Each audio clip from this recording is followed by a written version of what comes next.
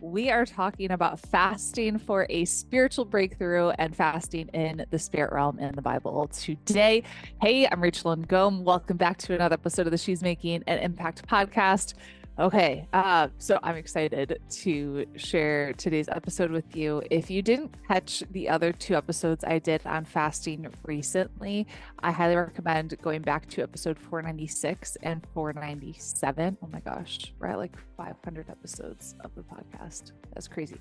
Uh, and go back and listen to those as well. Today, we're diving specifically into Daniel chapter 10 and Daniel's fast. Okay, so Daniel chapter 10, I mean, this is good stuff. Like when you understand this and what's actually happening in the spirit realm. So let's dive in.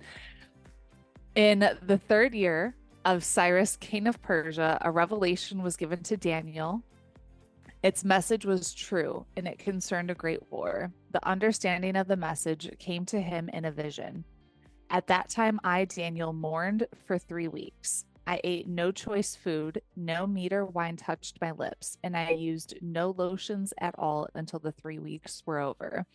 On the 24th day of the first month, as I was standing on the bank of the great river, the Tigris, I looked up, and there before me was a man dressed in linen with a belt of fine gold from Uphaz around his waist. His body was like topaz, his face like lightning, his eyes like flaming torches, his arms and legs like the gleam of burnished bronze, and his voice like the sound of a multitude. I, Daniel, was the only one who saw the vision. Those who were with me did not see it, but such terror overwhelmed them that they fled and hid themselves. So I was left alone, gazing at this great vision. I had no strength left. My face turned deathly pale and I was helpless.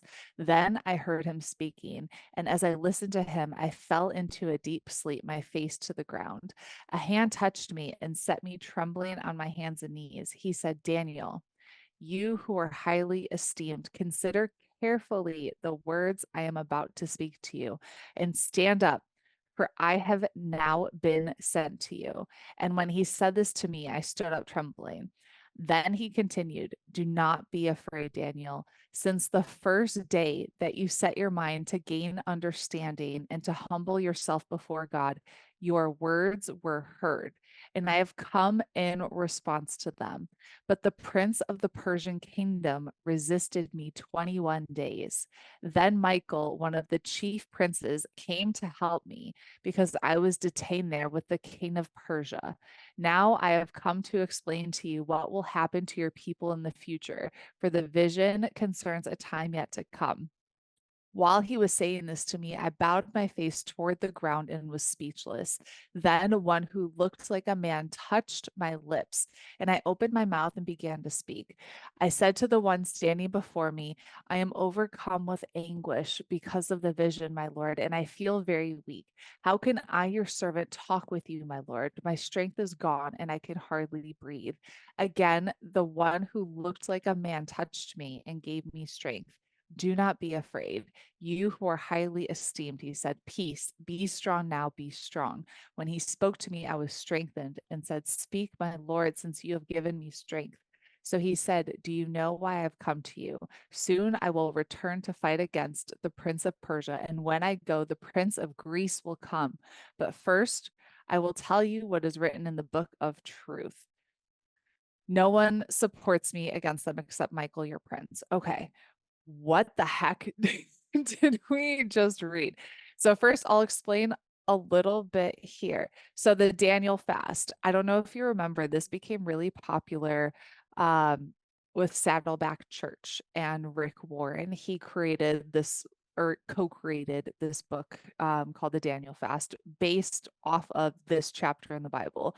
So the Daniel fast, this isn't like like we've talked about fasting, different types of fasting in the Bible, where like the Esther fast, where no food or drink for 3 days. Jesus, how he fasted 40 days in the wilderness. So there's different types of fasting in the Bible. The Daniel fast. So let's go back to what he said. So it's 21 days. He ate no choice food, no meat or wine touched my lips. I used no lotions. Okay, so it's basically like he's eating vegetables for 21 days. And I want to explain, so that's like the kind of fasting that he's doing. It's a 21-day, basically just vegetarian-ish is how you would kind of explain it now. So very simple, basic diet. Okay. So let's go back to verse 12 and 13. So Daniel's speaking with this angel.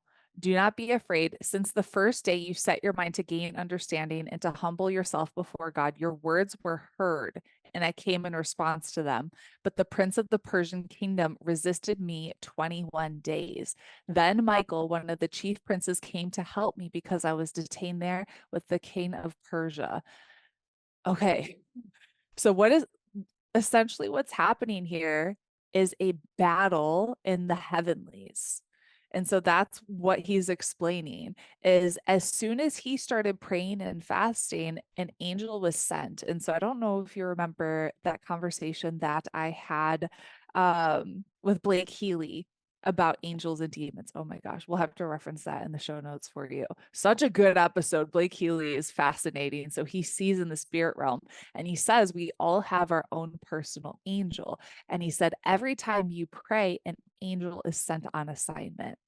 And so, what we're seeing here in verses 12 and 13 is that as soon as Daniel started to pray, an angel was sent on assignment, but he was blocked by the prince of Persia, the demonic principality of that region.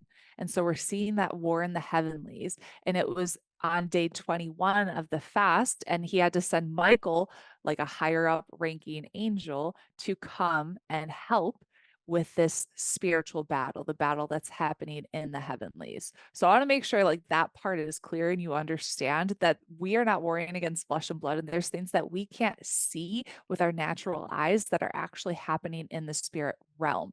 And through prayer and fasting, these things like that war is happening in the spirit. When I read this and actually like understood it, my mind was blown and I was just like, what? So let's talk about how Daniel's fast demonstrated a breakthrough.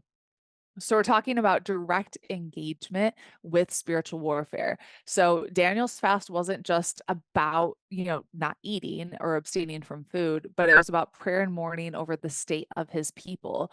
And this period of fasting, it's happening at the same time as the spiritual battle is happening in the heavenly realm. So when the angel is describing, hey, I was detained by the prince of the kingdom of Persia during the duration of his fast. And so it's suggesting that Daniel's spiritual discipline of fasting directly influenced the events in the spirit realm, indicating a breakthrough where spiritual forces were engaged due to his fasting and prayer. So good. Okay, revelation and understanding. Daniel's fast was often linked to seeking understanding or revelation from God, as seen in his desire to understand the visions and the prophecies, as we saw in Daniel 10, chapter or verse 12. So the breakthrough here wasn't just in receiving answers, but in clarity and the depth of divine revelation. And this is a lot of times what can happen when we fast. We just experience this spiritual breakthrough and we have a heightened spiritual sensitivity and things that we can see. Yeah. Okay. Number 3, divine intervention. The angel's message to Daniel that his words were heard from the first day he set his heart to understand and humble himself before God. So that shows that fasting can initiate divine intervention. And this isn't just in terms of receiving a message, but in breaking through spiritual blockades as evidenced by the angel's battle and eventually the arrival with the message. All right, number 4, persistence in prayer. So Daniel's persistence in fasting and prayer over 21 days, it shows the theme of just perseverance in spiritual disciplines that leads to breakthrough. So a lot of times if you're experiencing spiritual warfare, that persistence is necessary, that persistence in prayer and fasting where we're not getting the answer right away.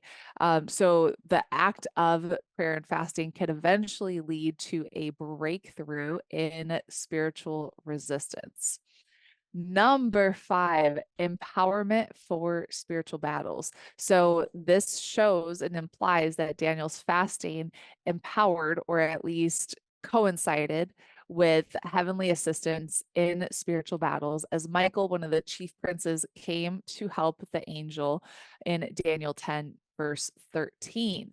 So this suggests that fasting can be a means through which believers engage or are more effectively involved in spiritual conflicts, leading to breakthroughs where human effort alone might fail. And then finally, a model for spiritual breakthrough. So Daniel's experience serves as a model of how fasting can be a tool for spiritual breakthrough. It's not just like the act of fasting, but fasting plus prayer plus humility plus seeking God's face that can lead to significant spiritual events or breakthroughs in the spirit realm. So just to sum it up, this is such a good example of fasting, how fasting can initiate breakthrough in the spirit realm, and that persistence in prayer and fasting, you can see breakthroughs happen in the spirit realm and in your life. So definitely go back and read this chapter, Daniel chapter 10. Read it and ask the Lord to speak to you through it. And I would love to hear from you if you've attempted any of these fasts that we've been talking about. If you've experienced any breakthrough through prayer and fasting, I would love to know. My church is heading into a 3-day fast for Rosh Hashanah, starting on Monday. So I'll keep you updated on any breakthroughs that happen through that. All right. Have a great day. Share this with a friend, and we'll see you in the next episode.